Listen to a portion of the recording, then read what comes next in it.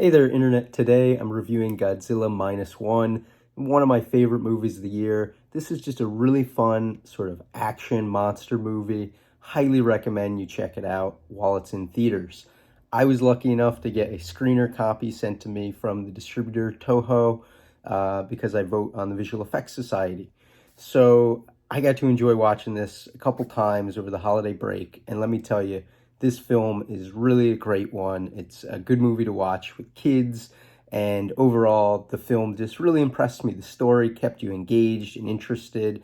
The visual effects were amazing. It was made for very, very low budget amount of money. There are no big actors in it. So again, all of those things actually help sell the realism of Godzilla, the realism of the story, and I'm going to tell you a little bit more about it. So this is the 37th film in the Godzilla franchise. Toho's 33rd Godzilla film.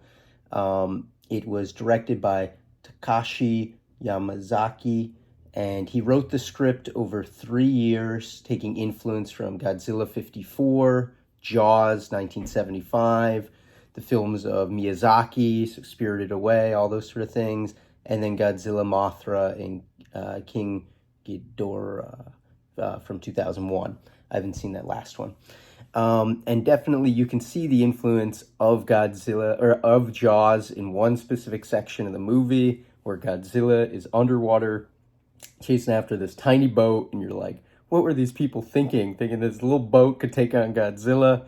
Just insane. So every time in the movie when Godzilla shows up, it's kind of like this ticking time bomb that like none of the people can fight against Godzilla. It's Godzilla, for crying out loud.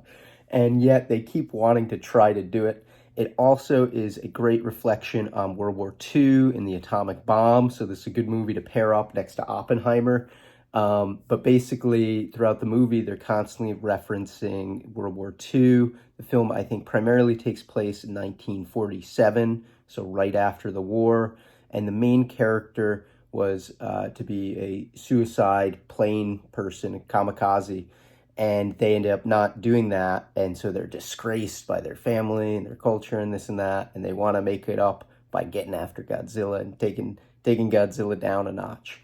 What really works for the film is the characters really start to grow on you, their emotion, their core, what they're really wanting to accomplish in the film besides go after Godzilla. They adopt a child. Him and the girlfriend adopt a child, and it's all sorts of interesting other plot going on besides Godzilla, which if you think of all the other Godzilla movies, I know nothing about the characters, the plot really. And you compare this against like the Apple TV show Monarch, and it's like apples and oranges. One of these, you really actually care about the people, you care about what's going on, and the other one, you're just kind of like, all right, this is fun with Kurt Russell in here.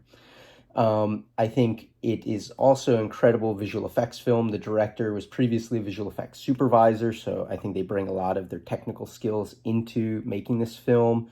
It got shortlisted for Best Visual Effects at this year's Oscars, beating out movies like Oppenheimer, which I thought had great visual effects too.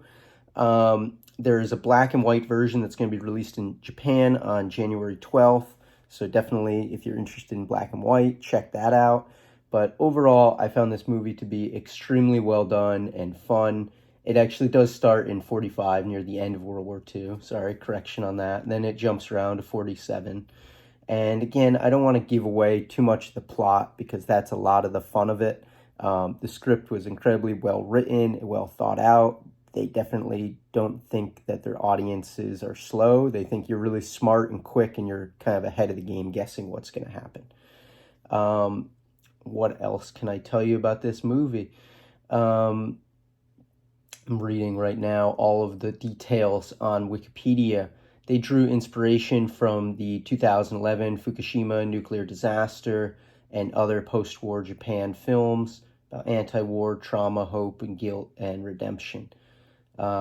The director said Godzilla symbolizes the Japanese perspective of nuclear holocaust during the time period akin to the original 1954 Godzilla film.